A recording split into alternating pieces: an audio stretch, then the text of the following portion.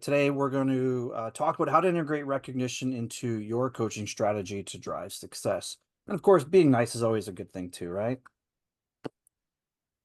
We'll just take a quick look at the planned agenda for today. We're going to kick it off with some introductions. We're going to have an icebreaker. Then we'll get into our fireside chat and wrap it up with some key takeaways and questions and answers at the end here. So let's get started. So to kick it off with some intros, Kate, do you mind introducing yourself first? Sure. Yes. I am Kate Volman, the CEO of Floyd Coaching. My team and I provide the solution for leaders to attract and retain great talent so they can build dynamic cultures and grow their business. Our flagship program is actually the Dream Manager, which is based on Matthew Kelly's best-selling book. So we get to certify dream managers, which is the best role in the world. And I'm also the author of a book called Do What You Love, which is a guide to living your creative life without leaving your job. Awesome. Thanks for that, Kate. How about yourself, Allison? Hi, everyone. I'm Alison Grenier from Great Place to Work. Really happy to be with you, Erin and Kate, on this panel this morning, I guess, depending on where you're calling from.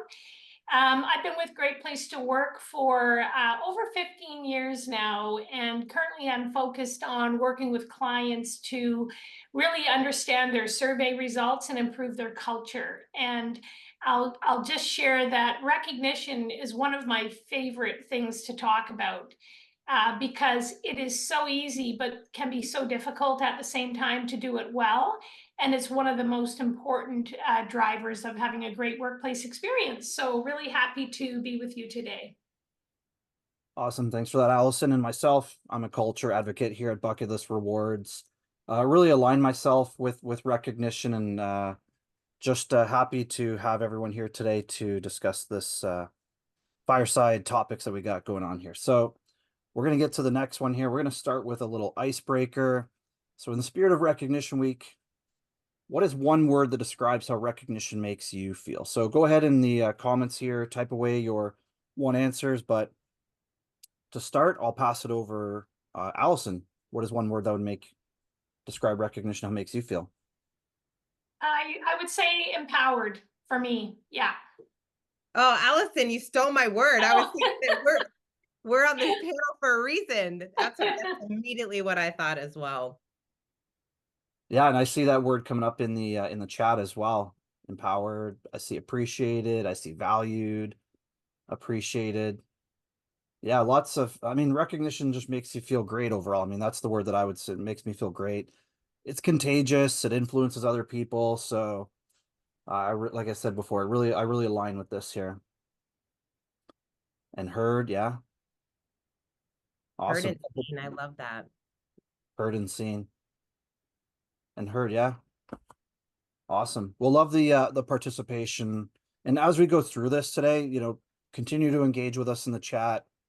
We'll do our best to reference anything that stands out here. So definitely feel like you're involved and share your thoughts as we go through this. Well, I think we should probably get rolling on our first question here, which is how can recognition help drive better results? And what impact have you seen rewards and recognition programs make on organizational performance and workplace culture? So perhaps for this one here, we will start with Allison. I'll pass it over to you. Great. Thank you, Erin. A great question. And I like that we're starting with how can recognition help drive better business results, which presumes that everybody knows it can and does. So this is a great going in position. So maybe I'll start with a little bit about Great Place to Work and sort of where I'm coming from. So we're workplace culture experts, and we run the largest employee survey in the world. So our survey, which is based on employee experience, represents almost 20,000 organizations, almost 20 million employees in 170 countries now worldwide each year. So we have a lot of data. And all of our research supports that recognition drives better business results. And also recognition drives a whole bunch of other positive outcomes that every business should want. So what do we know? We know that when people feel recognized, they're 3.5 times more likely to say their workplace is great. When people feel recognized. So that one maybe isn't super surprising, but what might surprise you to know that recognition also drives positive outcomes in a whole bunch of other areas that might seem unrelated. So when people feel recognized, they're 2.6 times more likely to agree that promotions are fair. How about that one? They're 2.2 times more likely to think innovative thinking is encouraged.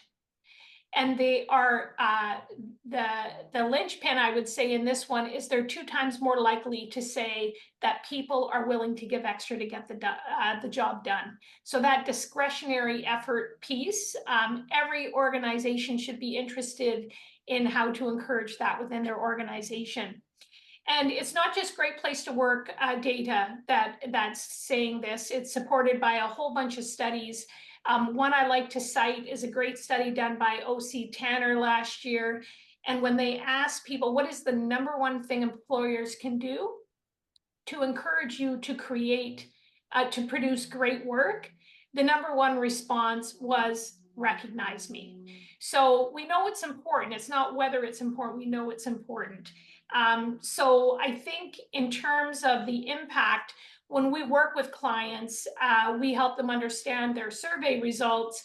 And when we see an opportunity in this recognition, either, helping employees, maybe employees don't feel as recognized as we would like them to, or maybe that recognition isn't consistent, that experience isn't consistent across the organization, we immediately go there because we know that is the one thing that people can do, that organizations can do to drive their business.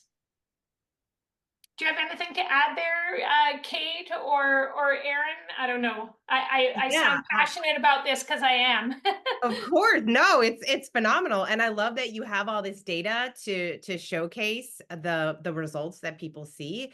It's really interesting because, good people want to grow. If we want to attract good people, they want to grow. And growing means that we have those recognition programs as part of our coaching so that they feel appreciated, right? Like we just saw these words, feeling appreciated and valued and heard.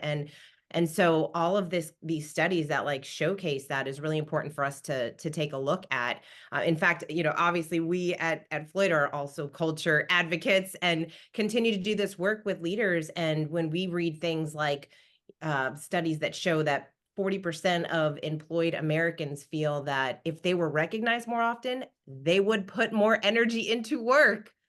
It seems so obvious when you read something like that, or when we constantly see these high numbers. There was a study, I was just reading an article the other day that talked about a study that said that 65% of employees haven't received any form of recognition for good work in the last year. In a year, people have not been receiving any type of recognition. And so when we think about all this stats and data and looking at all of this, what's wonderful about coming to an event like this is that it's our responsibility as a leader is to take a look at that and then think, okay, if this study were to be done in my organization, what would those numbers look like? We have to really bring it home. Like, what would it look like if your people were taking these kinds of surveys? Are you implementing these programs so that it's way more people that feel like they are receiving that recognition, they are feeling valued, they are feeling heard, they are getting the coaching that they need to grow in the organization so that we feel excited and empowered to come to work. And when we think about a time, we've all had an experience of in a role that you maybe used to be in and you never received recognition. How did you feel about working there? And how did you feel about the leader that you work with?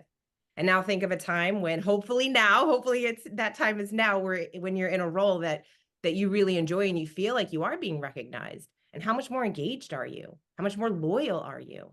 And so we've all experienced these types of emotions. And when we can think about how that's impacting every single person on our team, then the data all makes sense and we then bring it together and it showcases the importance of making sure that we're being intentional about creating these kind of experiences to build a great culture and to recognize our team members.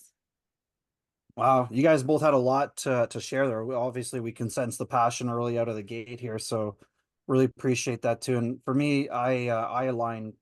I believe really it just boils down to recognition inspires results, right? You've touched on that, Allison. You've touched on that, Kate. I want to share even a personal story here, and it kind of touches on the second question here, the impact that I've seen in rewards and recognition programs. I see all the great things that are happening here within Bucket List. I worked for a company once where I saw the opposite. So there, you do need to have good leaders who are involved and inspiring others, right? So I worked with an organization where a leader outright said, "Oh, I gotta hand out these, points. It takes so much time." And although there was a program in place, the leader wasn't making everyone feel involved, and it didn't seem like it really mattered.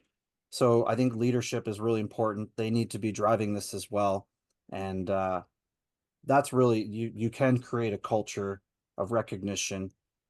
So Yeah, so Erin, I'm glad you sort of brought that up, because when we work with clients and talk about recognition, what they immediately go, if I ask them a question, how do people get recognized in your organization? They immediately go to the program, the investment the organization is making.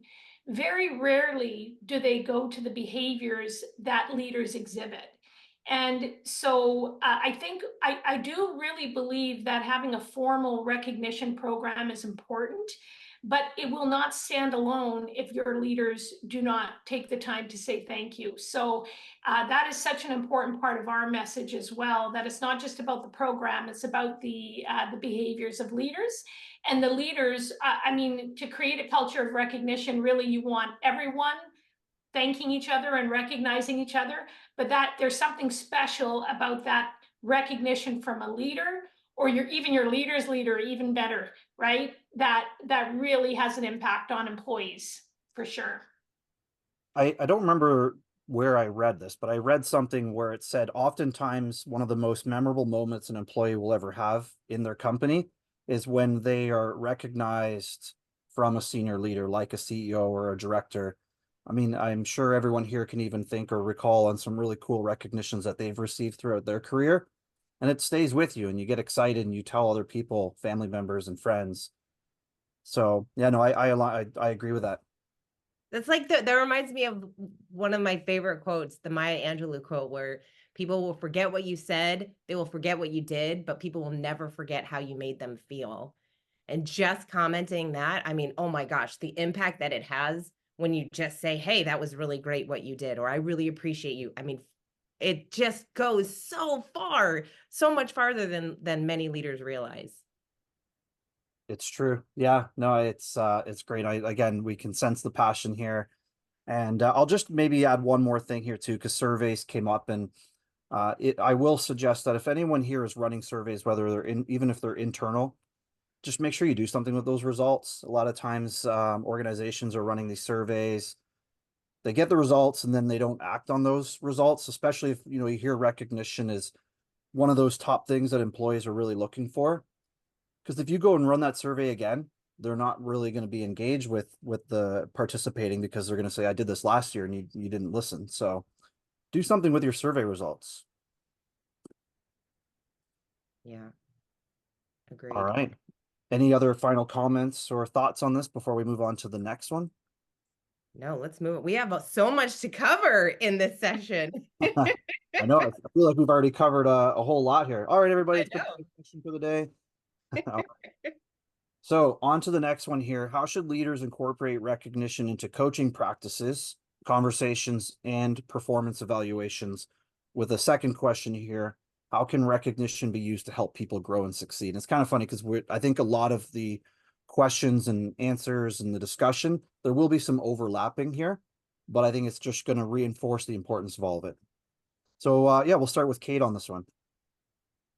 So recognition is part of coaching, right? I mean, recognition, it's part of, I know some, when we think about, well, first of all, most people have a manager. People need a coach way more than they need a manager. And so when we think about leadership, it's our role as a leader to help our people grow, and that is through coaching. And recognition is part of that. And so when we think about how we're incorporating that in our in creating a coaching culture and also in our performance evaluations, it really comes back to, are you finding your people when they're doing things right and not just when they're doing things wrong? Because I think a lot of team members feel like they get a lot of, hey, come into my office because you did this wrong or this is happening, and there's all these reasons why we need to talk to our leader because things aren't going right, instead of, hey, no, we want to have just as many conversations when things are going right, not just when they're going wrong.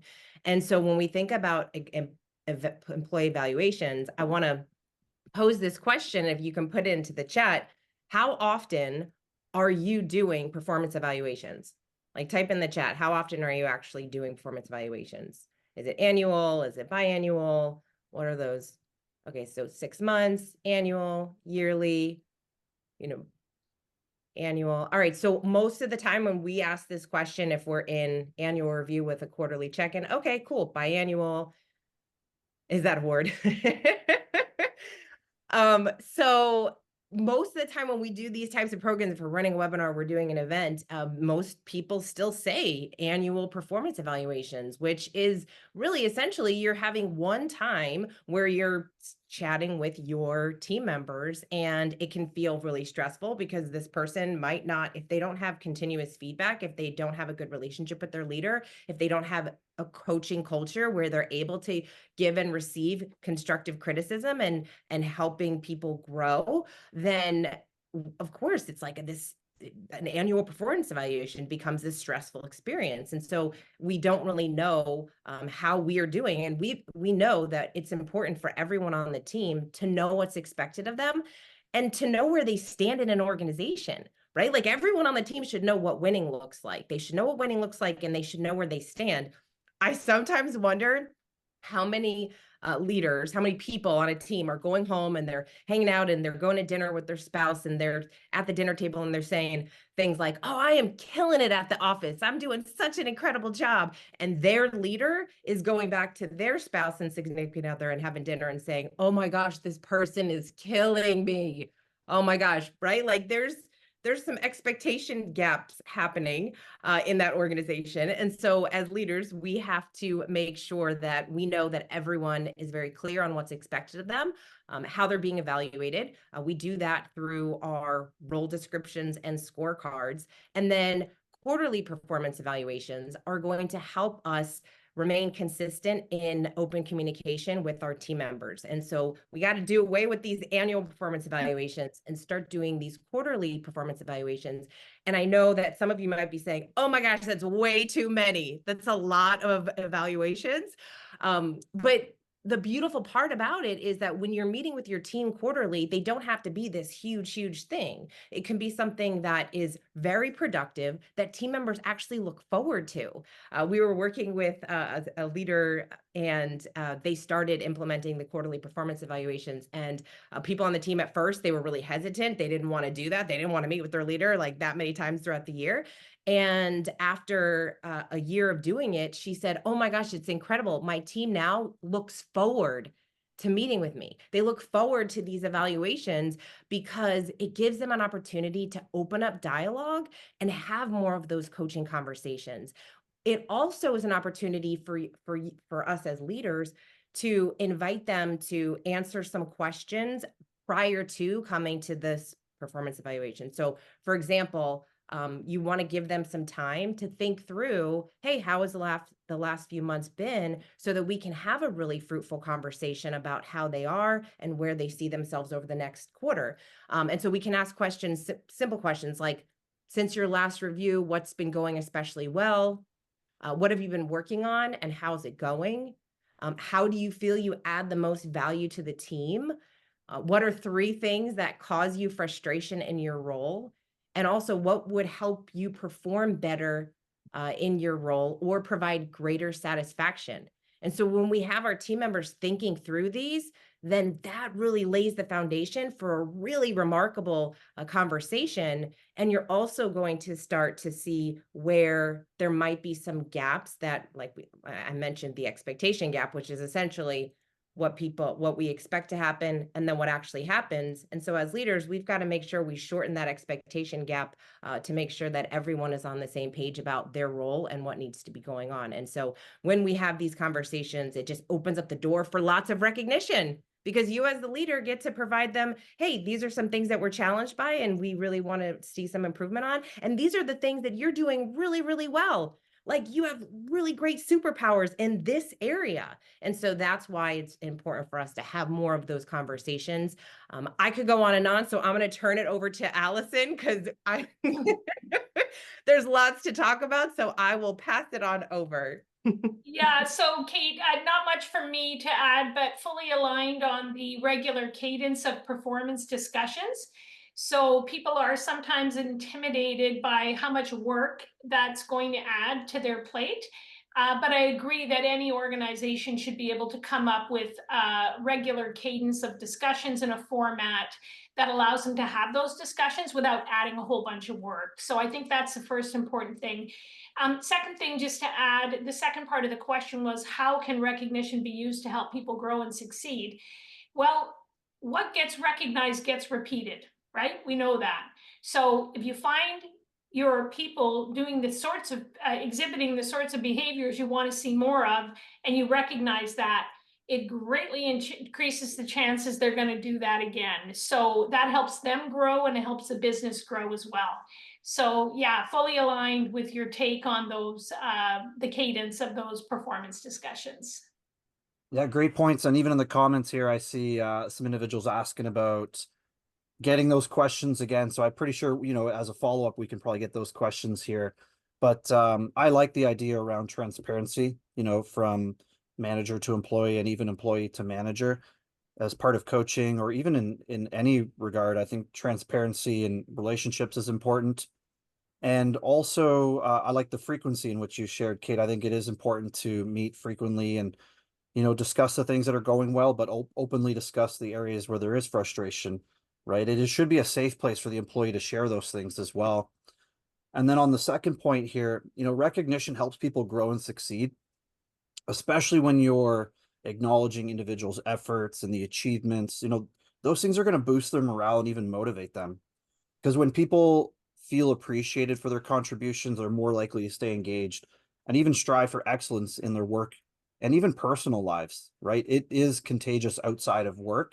I've noticed that change even myself. I've always been a culture advocate, but now being in this space, it's actually transitioned outside of my full-time role here. On the side, I run a hockey league, and I've introduced core values into my league so all the players can align with safety and having fun and being competitive. So yeah, it's contagious, both in and outside. Yeah, and I love that you said that, Aaron, because I think it's really easy for us to think we have this business life and this personal life, and we're one person. We are a whole person. And so what we get out of the work that we do, the contribution that we make, obviously it's going to spill into our personal life. And I think sometimes we forget that. I think before we joined our session, someone in the other session said, treat people like people, right? Like, treat people like people. It simply becomes that simple. And one of the things I think is so incredible and a leader's responsibility is to discover and highlight the superpowers of your people. You have really incredible people on your team. And the thing about someone's superpower is they usually don't recognize that it's a superpower because they're so good at it. They think that, oh, this is just common. Everyone has this. And so as a leader, when you get to feed into your people and decide, oh, wow, this is one of their superpowers, you're giving them that gift of confidence and development at work. And to Aaron's point, in your personal life, when you say, oh, I didn't realize that this skill that I have is just kind of shows up in my world because it's your gift. I didn't know that other people have a challenge with it. And so that's what we get to do as leaders. And I think everyone on this call can recognize someone in their past, a coach that they've had that they felt like, wow, this person really saw things in me that I did not see in myself. And that is the most valuable thing that we can give to someone. Yeah, I love it. And I think that's even a good segue into the next one here. Are you ready for the next question? Let's go. Fireside question. All right.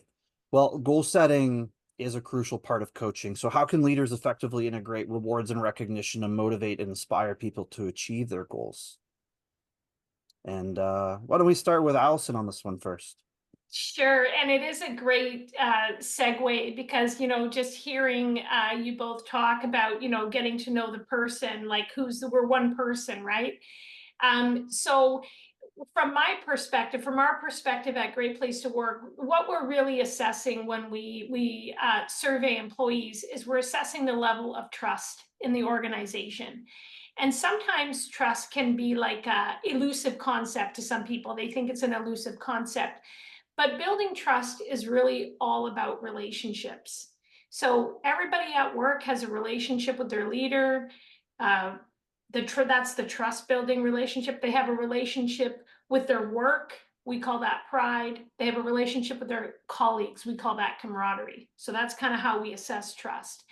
And one thing we know is the core ingredient of building trust is really getting to know your people. So it's really fostering that relationship between employee and leader. And so, question, how well do you actually know your people and what are their professional goals? And, equally important, what do you know about their personal goals as well? Because that's the whole person that you're trying to get to know.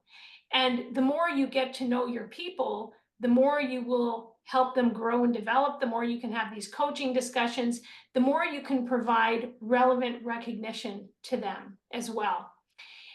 The other thing I'll just say, because I know, Kate, you have a lot of great content around this sort of goal setting, personal and professional. Just to underscore that these two things cannot be separated, the personal and the professional. And so when we look at things like workplace well-being, what our research shows is this kind of intersection between the two. And so on the one side, you have healthy people. On the other side, you have healthy organizations. Where they intersect, that's the sweet spot. That's what you want, is healthy people working in healthy organizations. So, Kate, I don't know, I know you've got a great tool that you shared during our discussions earlier this week on this one. Oh yeah, we have. So this is where we really geek out, because at Floyd, I mean, we've been doing this work for over 15 years. And when we look at all the data and we get to see, I mean, what's crazy is we look at the number of disengaged people at work, right? And that number over this like 15 plus year, 2 decades of time, the number of people that are disengaged at work hasn't really changed that much. It's usually between like 60 and 70% of the workforce is disengaged, which is crazy, right? And so we think that we have to fix this disengagement problem at work, when really, to Erin and Allison's point, it's not that people are just disengaged at work, it's people are disengaged in their life, in their personal life. And we can't expect that if people are going home and they're hanging out and they have a horrible relationship with their spouse and they're really bad with their finances and they're late all the time and they just sit on the couch and binge watch Netflix, we can't expect that those people are going to come to the office and be energized and excited and really great strategic thinkers, and they're on time for meetings and they show up in a really passionate way. We can't expect that. And so the real challenge that we have to fix is helping people grow personally and professionally. And so our Dream Manager program, that is what it's for. It is the ultimate life coaching program, and it's specifically designed to help people grow in all areas of their life. And so Matthew Kelly, who wrote the book, The Dream Manager, back in 2007, that's what he discovered, like, in working with so many corporations, so many leaders throughout the years, and really found that people were really disengaged in their life. And so the book, if you haven't read it, actually, have any of you read The Dream Manager? I'm so curious. A lot of HR execs have read it. So oh, I read it last year. Okay, yep. So Rebecca read it. But it's a really phenomenal book. It's an easy read. It's a fable about a janitorial company that was dealing with a lot of employee retention issues. And what they discovered was, implementing the Dream Manager program, they started learning about the dreams of their team members, and they helped support them in achieving those dreams. And so Matthew decided to create a curriculum, and we now certify dream managers that serve as a life coach for an organization. And that life coach is really walking people through. We have this beautiful Dreamstorm session to help reignite the dreams that people have in their life. Everyone has dreams. Dreams is universal. It's the one thing that connects every single human on this earth. And we forget about the dreams that we've had in all areas, in that physical, emotional, intellectual, spiritual, psychological, creative dreams, all these dreams. And so we help people rediscover the dreams that they have. And then their life coach gets to help them achieve those, set a plan to achieve those dreams, and then also give them curriculum every time that they're meeting, so that they're discovering more about how to build great relationships, focusing on their time and energy. Where are they spending their time? How they can be more strategic, their intellectual, their spiritual, their psychological, and their professional dreams.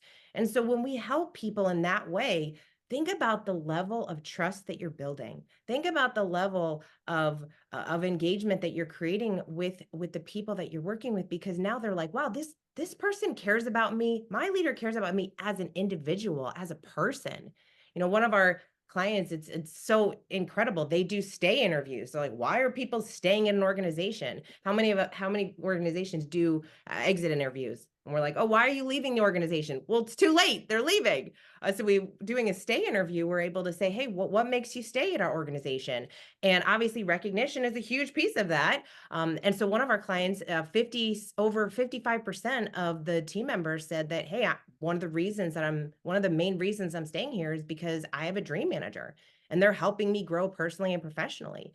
And that is huge. That is really huge for an organization, especially when we're in this war for talent, where we really need to have programs that are attracting and retaining those really great people.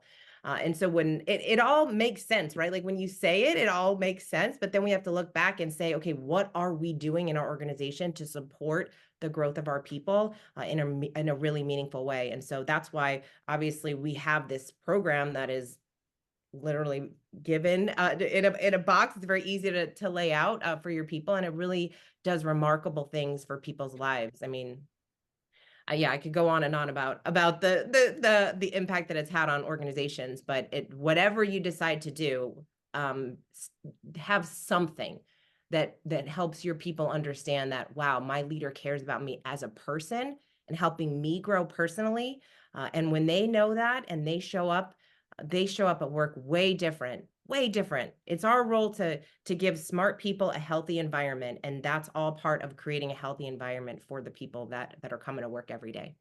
Yeah, no, I love that. And I'll summarize it quickly here before we move on to the next one. So we've got about two more questions before we get to the final thoughts here. But yeah, I mean, like 20% of employees say that lack of manager and coworker support actually contributes to burnout.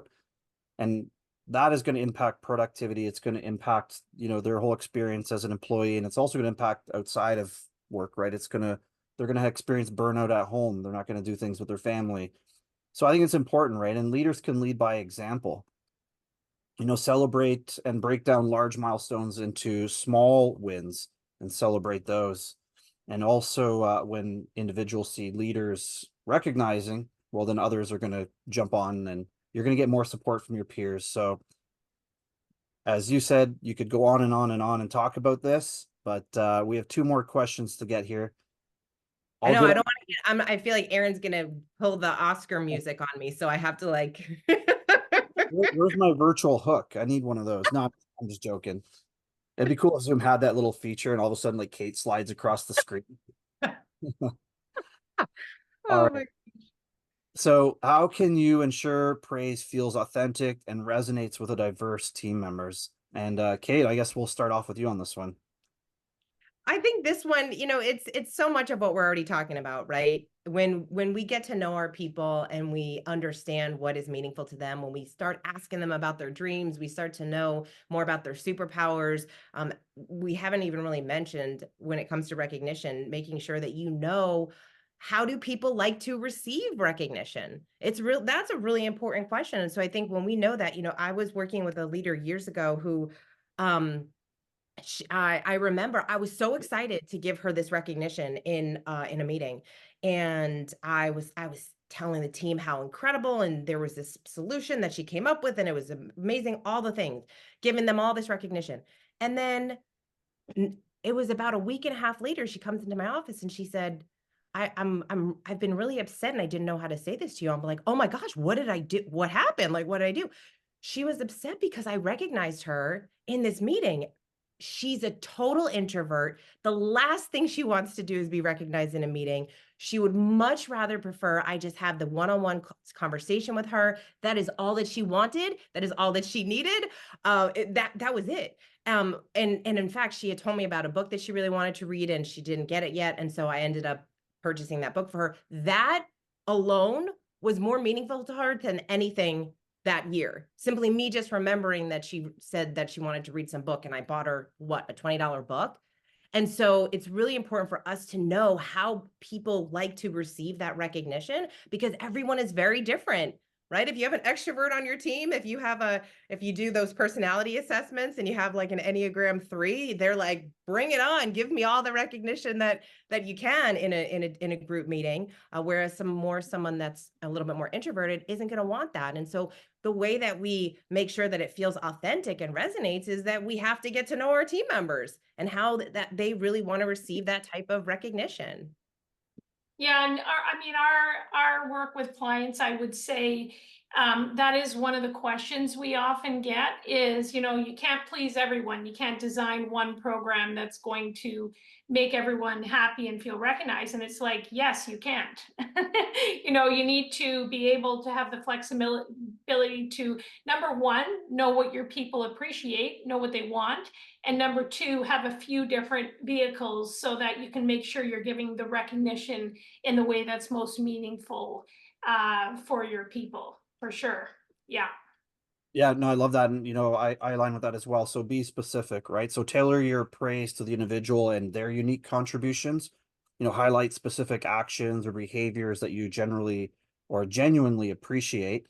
This shows that you've noticed their efforts and even value their specific contributions. And to your point, Kate, too, it's also important to understand cultural differences.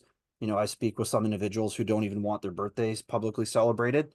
So understanding that, and then not making them feel uncomfortable, and then doing it in a private way. So as you get to understand your peers and your employees more, you'll pick up on these things. And that's why it's great to have these small chats so you can really learn about who people are.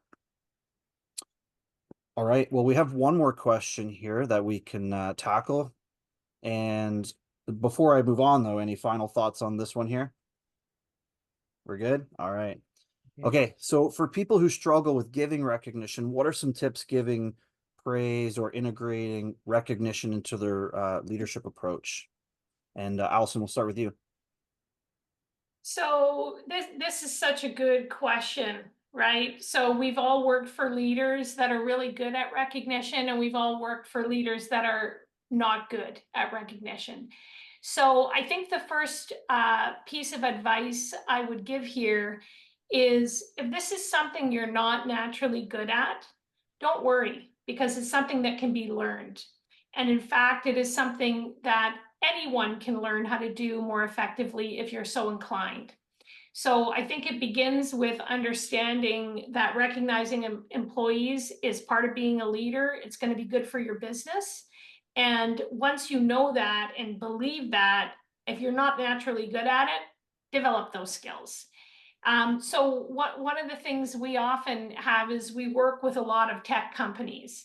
And as you know, in some organizations, people get promoted to leadership roles because they're like really good at their job, right? So you could be like a really strong programmer or developer, and your leader notices that, and then they want to move you into a leadership role, even though you really don't see yourself in that role, or don't really enjoy people.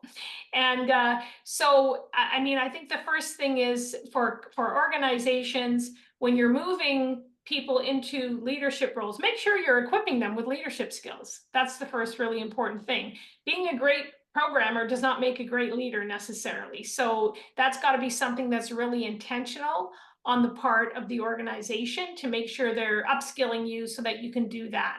Okay. I think the second thing here is from an individual perspective, if I myself am put into that role and I know, you know what, this isn't something I'm good at, then there's things you can do to develop the habit. And I'm going to share one little story. I heard this story very early in my career, and it has just stuck with me ever since. There was a restaurant manager that was leading this busy restaurant, and he shared with us that he really, really appreciated his staff. He saw everything they were doing. He just never took the time to have those discussions to say thank you. You know, the restaurant was busy. There's things happening all the time. And he developed a tip for him, a little trick for himself, where at the beginning of every shift, he would put 10 dimes in one pocket. And then those dimes would remind him that he needed to call out things, recognize his people. And every time he would recognize someone, he would move one dime from one pocket to the other pocket. And so at the end of the shift, if all the dimes ended up in the other pocket, he knew he had done a good job of remembering to recognize people. Like, what a simple little thing. And I think it's about, number one, recognizing I'm not that good at this naturally. Number two, it's part of my job. And number three, I'm going to come up with some ways to develop this habit for myself. And I think often the reason people struggle with giving recognition is they don't want to seem fake, right? I mean, I myself am like that. Like, to me, authenticity is really important. And so I wouldn't want to recognize someone for something I didn't really think about. And that's where the whole catch someone doing something right piece comes in. That sometimes you need to be on the lookout for these behaviors you want to see repeated so that you can have that authentic recognition moment with your people. You can be really specific. We all know what are the, you got to be specific, timely, etc. with your recognition. But it's really all about, I think you need to develop the habit, because it will make, if you think about it, the stat I shared at the beginning of the session, when people feel recognized, they're twice as likely to give extra to get the job done. Well, wouldn't you like twice as many people giving their best at work? So you got to learn to say thank you. No, I like it here, and I'll just touch on that as well. I think it's important for recognition to be timely. So don't wait for, the week to go by or the month to go by. So if you can give it in the moment, it's going to reinforce the connection between the action and the recognition, which makes it more meaningful. And also, if you can link recognition to even company goals or values, right? So tie recognition to team goals, organizational values. This is going to help reinforce the desired behaviors that aligns with recognition. And then also, I just boil recognition down to an expansion of thanks. So instead of just saying thanks, what are you thankful for, right? So be specific. When giving praise, discuss, what behavior or achievement that you are recognizing, right? Generic compliments, generally lacked impact. So for example, just saying good job, instead you could say, I really appreciate how you handled that difficult client meeting. Your calm demeanor helped resolve the situation. So that was kind of something that I took away from what you were sharing there too. And I do like the idea as well. Like, you can be really good at what you do, but it doesn't necessarily mean that you're going to be a great leader. And I look at sports teams, and like sometimes people who are coaching and managing these teams, they haven't, gone through the whole professional system, but they're really good leaders and they can inspire people to bring their best. And Erin, just touching on, well, I think you've hit on something really important with the, what are we recognizing people for? It doesn't need to be closing a huge sale or having a 10 out of 10 customer score. It can be something as simple as how they did their job. Did it align with the company values? So in order to create more opportunities for authentic recognition, I think we all need to expand what we're recognizing people for, right? Not just what you do, but how you do it. And I think once you start to think about it in that way, you will easily find more opportunities to recognize people. Awesome. Yeah, no, that's great. And we have a few minutes left here, so I want to move along here. Kate, did you have one final thought before we get to actual final thoughts? My only thought on this is if people are struggling with recognition, I think you're overcomplicating it. you're overcomplicating it. Coaching is a gift that you get to give people, and when you are able to do some of the things that that Aaron and Allison shared, I think that's a really great thing. And just to be thinking about, we worked with a leader, and I asked her, hey, what do you love the most about this particular person? And they said, I love that I know that they have a lot going on behind the scenes that they don't think I'm aware of, and I appreciate that the most. And I said, do they know that? And she said, no. I said, that is an incredible piece of recognition to give. And on that, while you're still chatting, what are some final thoughts that you would like to share with everyone here that, some of the biggest takeaways for individuals here, and even for those who are participating, feel free to engage and chat with some of the things that have resonated with you today. So Kate, yeah. I'll just share, because I'll just say, if I could share one thing that anyone can do in 10 minutes or less that would dramatically influence the relationship that you have with your team members, it would be to ask your team members about their dreams.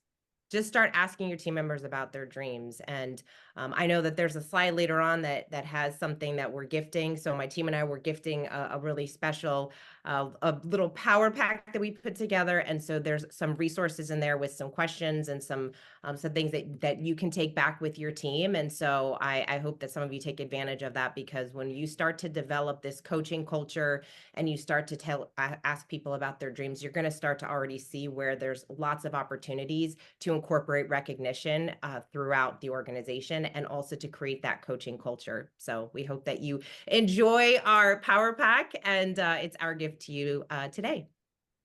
Thank you. Ask people about it. My last thought kind of follows on yours, Kate, and this is advice I give myself all the time. Spend less time talking and more time listening to your people. So I think sometimes we think it's always on us to find these opportunities. If you start really listening to your people, these opportunities will present themselves. You have 2 ears and 1 mouth for a reason. Thank you, Leslie. Well said. Awesome. All right. Really appreciate that.